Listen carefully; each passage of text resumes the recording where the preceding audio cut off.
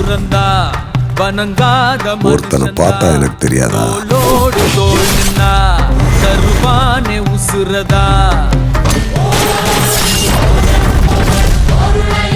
அவனை கண்டினியூஸா வாட்ச் பண்ணிட்டே இருங்க. ராயா போய் என்ன சொன்னேன்? தப்புன்னு கேஸை வாபஸ் வாங்கிட்டான்.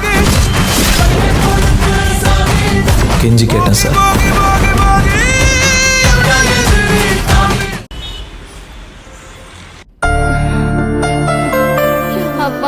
ஏய் அங்க போறத. ஏய் நீ அங்க போடி போடி. ஏய் என்னடி அப்படியே உட்கார்ந்துட்டீங்க? வீடெல்லாம் எப்படி கிடக்கு பாருங்க. எல்லாத்தையும் ஒதுங்க வச்சுட்டு அப்புறம் ரெஸ்ட் எடுங்க. படுத்தீங்கன்னா தூங்கிடுவீங்கடி. ப்ளீஸ் மா. சொன்னா கேளுடி. எந்திரடி. எந்திரி எந்திரடி போ. மீனாட்சி வாங்கக்கா. நீ எப்ப வருவன்னு வாசல்லயே காத்துக்கிட்டு இருந்த. சரி சரி, விசேஷமெல்லாம் எப்படி நடந்துச்சு? ரொம்ப நல்லா நடந்துச்சுக்கா. நீங்க வராத குறை ஒண்ணுதான். நல்லபடியா நடந்துச்சு. வாங்க வந்து உட்காருங்க. கோகிலா ஒரு ஸ்பூனும் ஒரு கப் எடுத்துட்டு வா. ஓகேமா. ஏ அகிலா இத கொஞ்சம் க்ளீன் பண்ணு.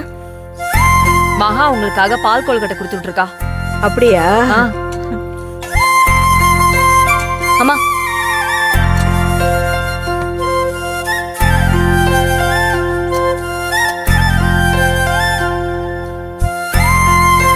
மகா உங்களுக்காக பால் கொழுக்கட்டை கொடுத்து விட்டா. இப்ப நீங்க சாப்பிடுங்க. போகும்போது அண்ணனுக்கும் மறக்காம எடுத்துட்டு போங்க.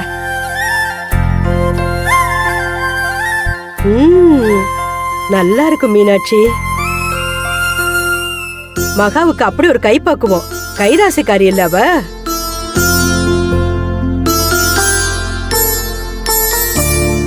கைராசி மட்டும் இல்ல, அவளுக்கு மொகராசியும் இருக்கு. அது தெரிஞ்சது தானே. இப்ப எதுக்காக அத சொல்ற? காரணம் இல்லாம சொல்லுவேனாக்கா? அத சொன்னா நீங்க அசந்து போயிடுவீங்க. இப்படி சஸ்பென்ஸ் வைக்கிறிய, என்னன்னு சொல்லு. மாப்பிள்ளையும் மகாவும் பால் காய்ச்சறதுக்கு சம்பந்தி அம்மாவை கூப்பிட போனாங்கல்ல. ஐயோ ஆமால. ஆமா, சம்பந்தி அம்மா வந்தாங்களா? ஆண்டி நல்ல நேரம் முடிய போகுது. அம்மா நாங்க எல்லாரும் பால் காய்ச்சலான்னு சொல்றோம். ஆனா மாமா அம்மா கண்டிப்பா வருவாங்க.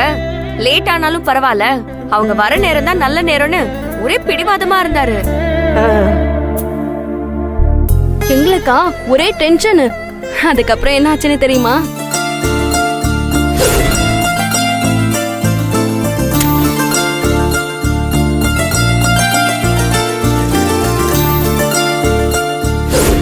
கேட்கவே அவ்வளவு சந்தோஷமா இருக்கு மீனாட்சி. அப்புறம் என்னாச்சு? தனி கொடுத்தன போக ஒத்துக்கிட்டாங்களா?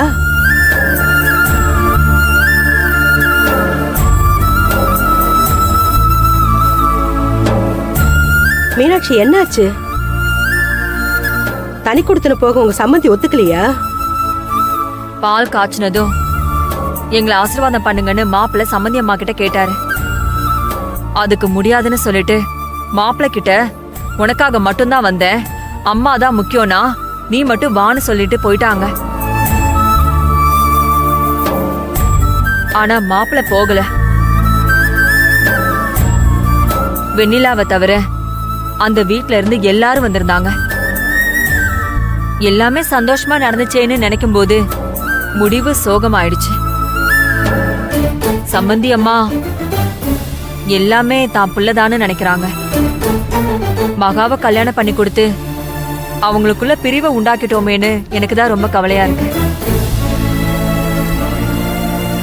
இப்போதைக்கு மகாவை மன்னிச்சு ஏத்துப்பாங்கன்னு எனக்கு தெரியல. ஆனா மாப்பிள்ள மகா இல்லனா அந்த வீட்டுக்கு போக மாட்டேன்னு பிடிவாதமா இருக்காரு. அம்மாவையும் பையனையும் எப்படியாவது சேர்த்து வைக்கணும்னு மகா நினைக்கிறா. சம்பந்தி அம்மா மகாவை ஏத்துக்கிட்டு எல்லாரும் ஒரே குடும்பமா சேர்ந்து வாழணும். என்னோட ஆசையும் அது மட்டும்தான் மங்களக்கா. இதெல்லாம் நடக்கணும்னு கடவுள்கிட்ட வேண்டிட்டு இருக்கேன்.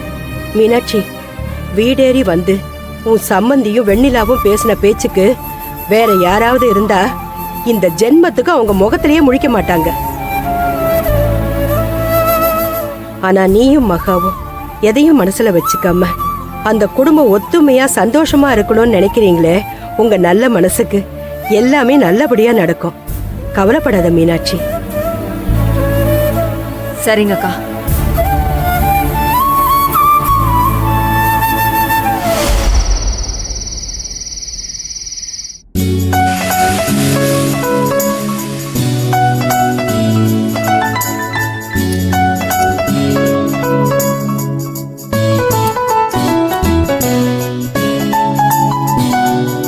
என்னங்க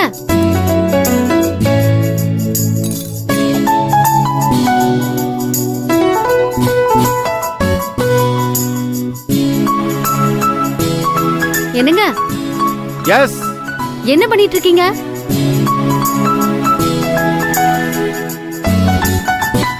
என்னங்க என்ன கோலம் இது?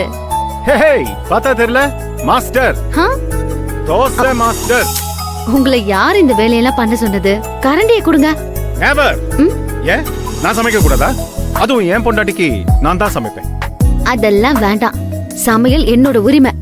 புருஷனாவே இருந்தாலும் இதெல்லாம் விட்டு கொடுக்க முடியாது. என்னங்க பேசுறீங்க நீங்க? எந்த காலத்துல இருக்கீங்க? ஏதாச்சும் ஒரு ஹோட்டல்ல பொம்பளை ஷெஃப் பாத்திருக்கீங்களா? எல்லா ஹோட்டல்லையுமே ஆம்பளைங்க தான் ஷெஃபா இருப்பாங்க. நலபாகம் பத்தி கேள்விப்பட்டிருக்கீங்களா நீங்க? ஹோட்டல்ல ஆம்பளைங்க தான் சமைப்பாங்க. ஆனா என்னைக்காவது ஒரு நாள் தான் நம்ம சாப்பிடலாம். வீட்ல பொம்பளைங்க சமைக்கிறத டெய்லி நம்ம சாப்பிடலாம். வீட்ல கிச்சன்ல என்னோட ராஜ்யம் தான். என் புருஷனுக்கு நான் தான் சமைச்சு கொடுப்பேன். இப்ப உங்களுக்கு என்ன பிடிக்கும்னு சொல்லுங்க, நான் சமைச்சு தரேன். அச்சோ, நீங்க சமைச்சு கொடுத்து நான் சாப்பிட்டா அப்புறம் நான் குண்டாயிடுவேன். அதெல்லாம் ஒண்ணும் பிரச்சனை இல்ல. நல்லா சாப்பிடுங்க. சாப்பிட்டுட்டு எக்ஸசைஸ் பண்ணுங்க. அப்படியா? யா. அப்போ நாம எக்ஸசைஸ் பண்ணலாமா? ஐயோ தோசை கருகுது. ஐயோ தோசை. ஐயோ தோசை கருகுதுங்க. கரண்டி கொடுங்க.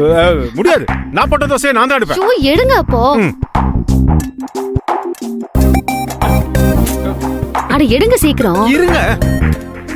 என்னங்க பண்ணிக்கிட்டு இருக்கீங்க? கருகிருச்சு. தெரியுதுல, ஓரமா வைங்க. கொடுங்க. போங்க. போய் உட்காருங்க.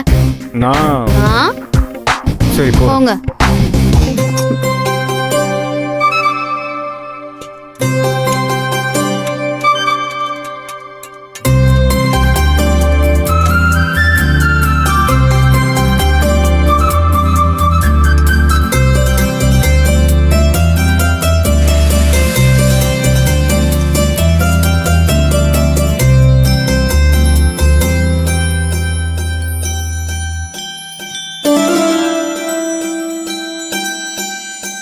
ஏங்க நீங்க ஊத்துன மட்டும் எப்படிங்க தோசை இவ்வளவு அழகா வருது?